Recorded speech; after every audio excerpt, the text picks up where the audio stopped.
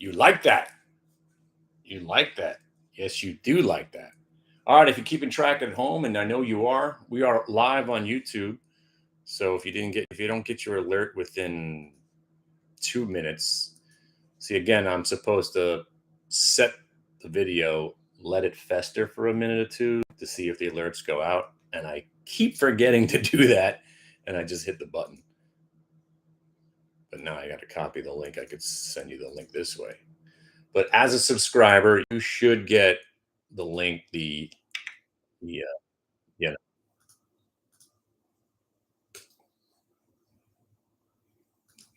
thing sent to you. All right. So as some of us are covering the QQQ short, as you know, we have dumped 98% of the stocks that we owned for the last 3 months. Our point has been proven. I could build a hedge fund like anybody. I could swing trade. I can invest when the time is right. So when you have a stock that you're not planning to own as an investment, because I don't believe in the word even, doesn't matter to me. Investments don't mean anything. Because what is an investment? Typical investment, if you can make 8.5 to 12.5% in the stock market on a year, in a year, that's a pretty good investment. I don't give a shit about that. The whole reason I built the portfolio was to prove a point. Any imbecile could build a portfolio when the market's going up every day.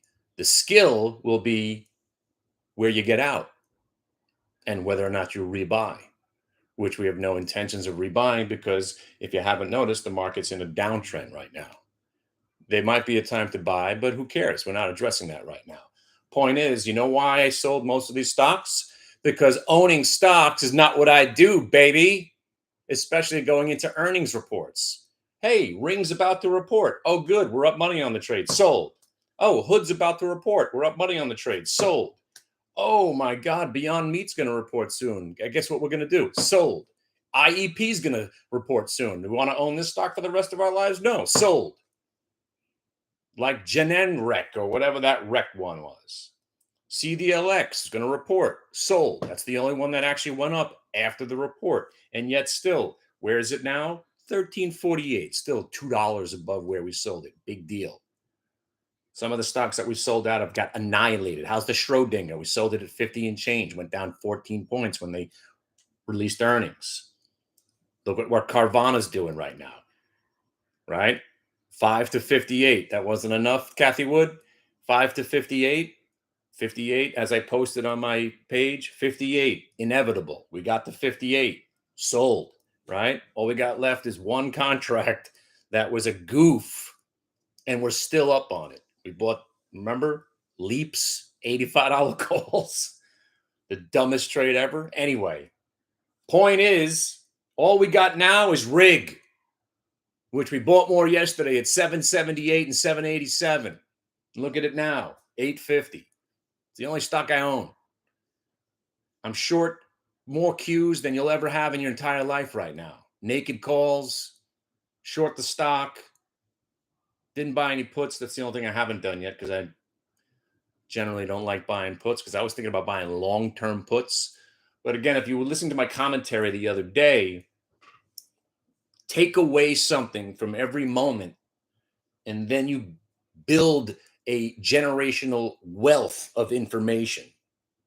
I didn't go to school for this, but I've taken away every moment, most of them bad in my career. I've had more destroying, gut wrenching lows than exhilarating, massive highs. It's true. Sad, but true. I've been absolutely freaking hammered so many times that most people would not have been able to survive. I have. Because of days like today, where you go to the trade that works. QQQ, 1 minute multi-day VWAP reversal, hammer it. Carvana, 1 minute multi-day VWAP reversal, hammer it. You got GDRX. GDRX, the only one we went into the earnings because, again, I like that idea. I like that stock, the story. I had 100 shares. The stock's at 750. What's it going to do? Go to zero? 100 shares at 750, our cost average was. Remember? I'm not concerned. Rivian, what'd we do? Sold it. Where is it now? Down $2, right? That one I was concerned about because the stock was up over 150% going into the report. And I had 400 shares in 5 contracts. So I decided to dump it because my luck going into earnings reports stinks. And owning stocks ain't what I do, baby. It's crushing sheep. That's what I do best. Because who just got led to the slaughter into this market? Who just was told that the bull market started? The public, the media has been pumping this market for what? For 3 weeks. Now, if you look at a 3-week chart, let's look at a 15-day chart. Yeah, let's go 20 days ago, right? Yeah, let's go 20 days. Let's look at what we've done over the last 20 days.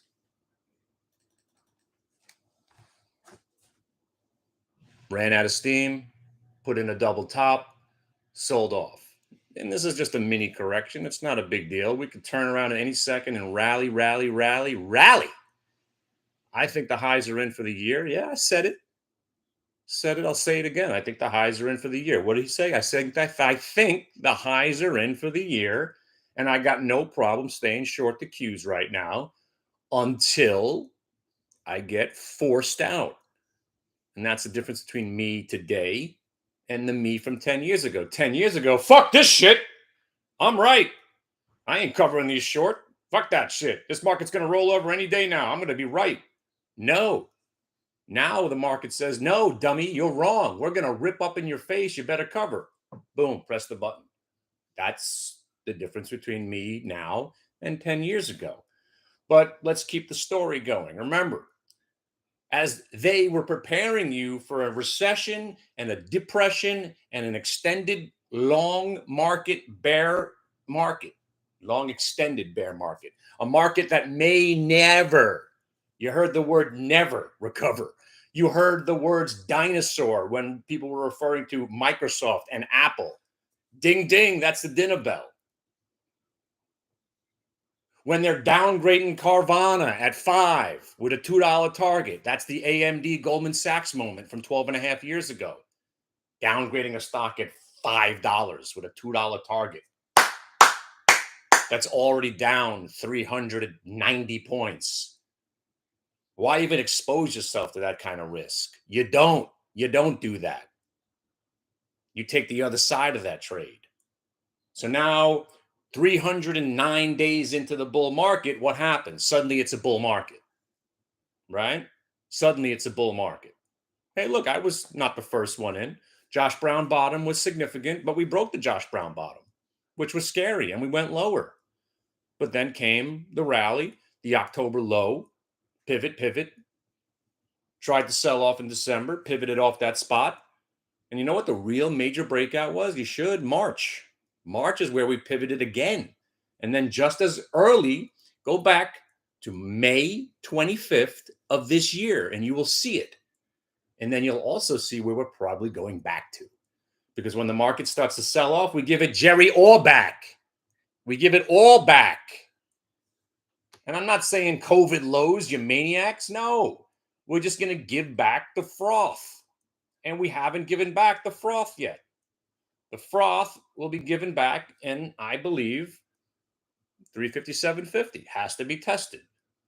So I'm going to try my damn hardest to stay short the Qs to make these next 10 points to the downside. But if I'm wrong, I'm going to say, okay, I'm going to get out, and I'm going to cover everything and get the hell out. And I'm going to go long, and I'm going to strap on that bull suit again. Yeah, let's crush the shorts.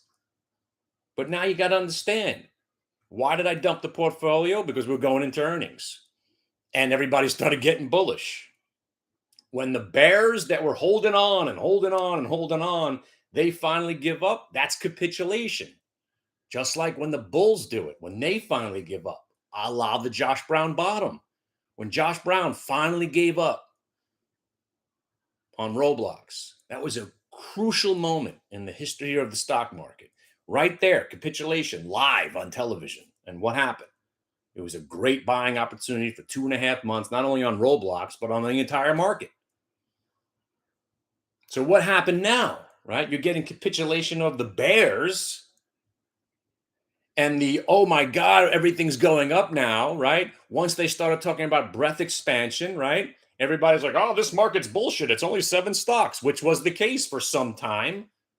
But there was plenty of other things going on, major buying across the board. But when they started to talk about it, that was when it really became a selling opportunity. And if you haven't noticed, the buy on dip does not work right now. It is sell the rip.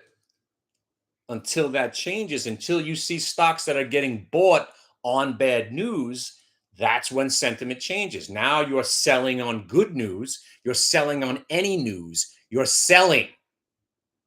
And every move up is being met with an equal and greater move to the downside. That's known as a bear market. Maybe this whole time it's been a bear market bounce. Ooh, maybe the recession is coming. Oh, I told you.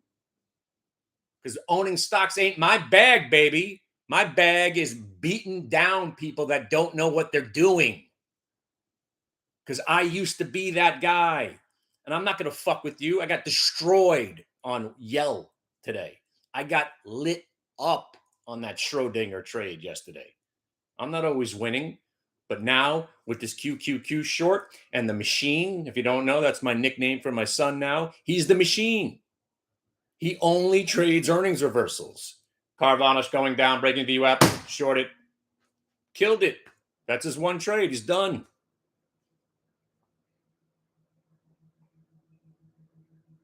GDRX, beautiful. And by the way, the yellow trade, this is why these stocks will inevitably fuck you up.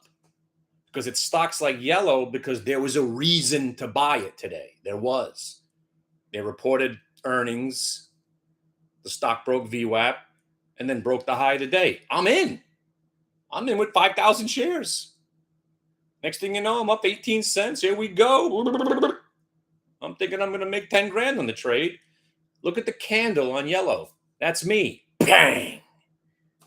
I went from being up 900 to being down 4,000. How you doing? But that doesn't happen on stocks like Lyft, where you got 72 billion shares. I mean, you got some size on Yell, but you're not going to be able to manipulate the lifts as well as they manipulated that yellow. You're not going to be able to manipulate or drop bids 40% on quote unquote real stocks. And by the way, that Lyft trade was phenomenal today. Classic 1 minute multi-day break. And you got paid. And then you got stopped out on the way back down. Beautiful trade. We had the Pen. You had the Carvana. The list goes on and on and on and on and on and on and on. But the bottom line is the environment we're in right now, this correction was self-induced.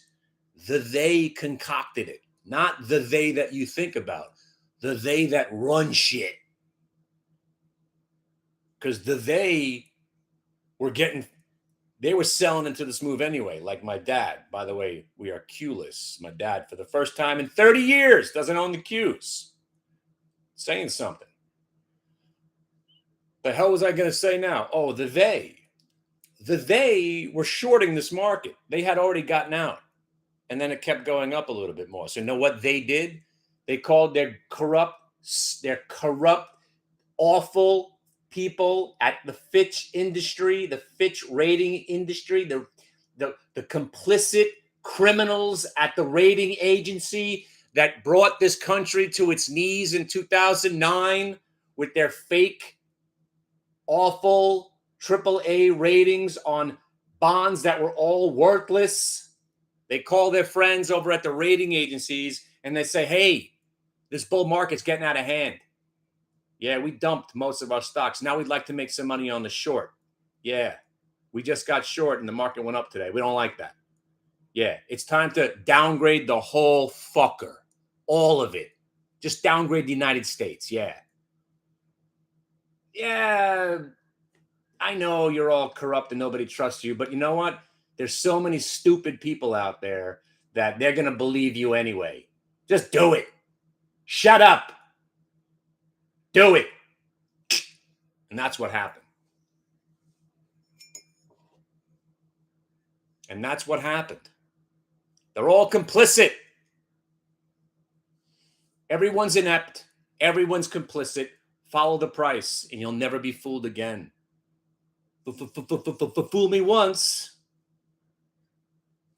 You know the story, right? You know the story. All right, I got a boogie. Remember, I've been doing this for 30 years for a reason. I can see clearly now the rain is gone.